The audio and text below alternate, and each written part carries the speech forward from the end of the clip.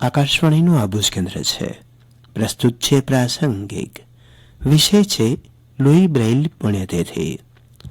સંપાદન અને પઠન છે જાગૃતિ વકીલનો.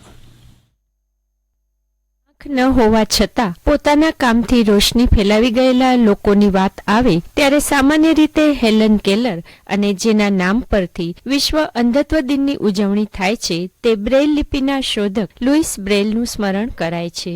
હમણાં જ 4 જાન્યુઆરીએ આપણે લુઈસ બ્રેઇલના જન્મદિવસની ઉજવણી કરી.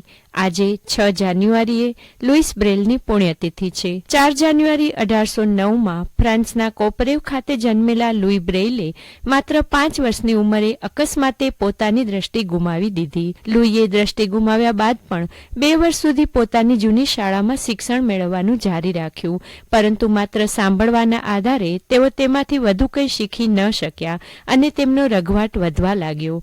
અભ્યાસ માટે લુઈની ધગશ યથાવત રહી અને 10 વર્ષની ઉંમરે લુઈને પેરિસની royal institute of blind youth in પેરિસમાં અભ્યાસ માટે સ્કોલરશીપ મળી હતી, જેમાં પણ શિક્ષકો વિદ્યાર્થીઓને માત્ર મૌખિક જ્ઞાન આપતા હતા. 1812ના વર્ષમાં લુઈસ બ્રેઇલ જ્યાં અભ્યાસ કરતા હતા તેની મુલાકાતે નેપોલિયનની આર્મીના વાન ચાર્લ્સ બાવિયર આવ્યા હતા, જેમાં તેમણે સૈનિકો યુદ્ધ દરમિયાન રાત્રિના સમયે એક પણ શબ્દ બોલ્યા વિના એકમેકના સંપર્કમાં રહી શકે તેના માટે નાઇટ રાઇટિંગની પદ્ધતિ કેવી રીતે વિકસાવી તેની વાત કરી. બસ આ ઘડી લુઈ બ્રેઇલ અને જેમની દ્રષ્ટિ શક્તિ નથી તેમના માટે નિર્ણાયક બની રહી. માત્ર 15 વર્ષની ઉંમરે લુઈ બ્રેઇલે નેત્રહીનો ડોટ્સના આધારે વાંચી શકે તેવી પદ્ધતિ વિકસાવી, જેને આપણે બ્રેઇલ લિપિ તરીકે ઓળખીએ છીએ. 4 જાન્યુઆરીના દિવસને બ્રેઇલ ડે તરીકે ઉજવવામાં આવે છે. લુઈએ માત્ર શબ્દો નહીં, ગણિત સંગીતના ચિહ્નો માટે પણ બ્રેઇલ લિપિ તૈયાર કરી હતી. માત્ર 20 વર્ષની ઉંમરે લુઈએ પોતાની સૌપ્રથમ બ્રેઇલ બુક પણ બહાર પાડી હતી. નવાઈની વાત એ છે કે લુઈ બ્રેઇલ હયાત હતા ત્યાં સુધી બ્રેઇલ લિપિને ખાસ મહત્વ આપવામાં આવ્યું નહોતું.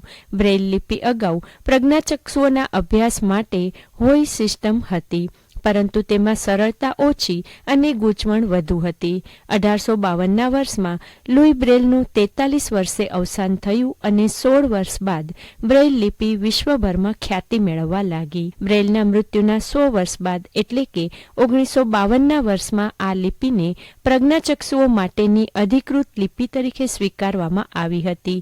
આજે વિશ્વભરમાંથી 29 કરોડ કરતાં વધુ નેત્રહીન લોકો અસૂર્યલોકમાં જીવી રહ્યા છે અને તેમના માટે બ્રેઇલ લિપિ જ્ઞાનનો પ્રકાશ લાવવાનું કામ કરે છે.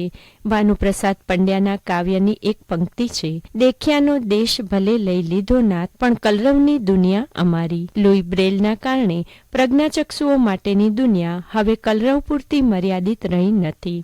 1970 થી 1985ના વર્ષ દરમિયાન પ્લેબોય મેગેઝિન દ્વારા બ્રેઇલ આવૃત્તિ પણ બહાર પાડવામાં આવી હતી, જેમાં એક પણ તસવીર નહીં પણ માત્ર શબ્દોનો સમાવેશ કરવામાં આવ્યો હતો. લંડનની એક કંપનીએ 3D પ્રિન્ટિંગ ટેકનોલોજીથી સજ્જ એવો બ્રેઇલ લિપિ સાથેનો ફોન પણ બહાર પાડ્યો હતો.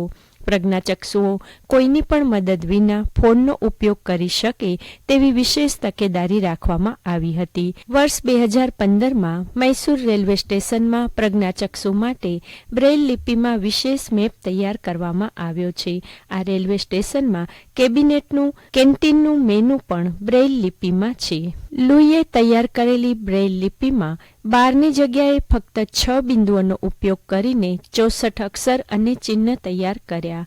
બ્રેઇલ લિપિમાં તેમણે ગાણિતિક ચિહ્નો, વિરામ ચિહ્ન અને સંગીતના નોટેશન લખવા માટે જરૂરી ચિહ્ન પણ બનાવ્યા હતા. આ રીતે લુઈ બ્રેઇલે 1825માં ફક્ત 16 વર્ષની ઉંમરમાં પ્રજ્ઞાચક્ષુઓ માટે બ્રેઇલ લિપિનો આવિષ્કાર કરી નાખ્યો. 6 જાન્યુઆરી 1852ના તેમનું મૃત્યુ થયું. બ્રેઇલ લિપિના શોધક લુઈ બ્રેઇલને આજે પણ ભારતમાં પૂજવામાં આવે છે. લુઈ બ્રેઇલ પુણ્યતિથિ આ વિશે પ્રાસંગિક આપે સાંભળ્યું.